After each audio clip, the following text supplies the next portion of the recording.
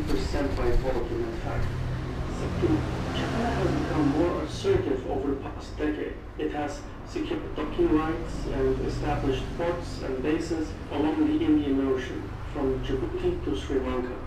In Japan, India has had to rearrange its naval mission from the Arabian Sea, where it has traditionally sought to contain the Pakistani Navy, to the wider Indian Ocean to contain and capture China and much of modern warfare revolves around missile deterrence.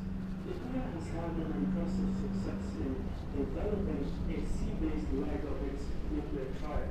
Its domestically built nuclear missile submarine of the Arihant class prevents India powerful second strike nuclear options.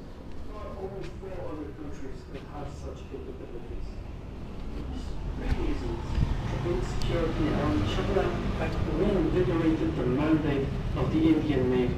At least that is what the Indian leadership claims.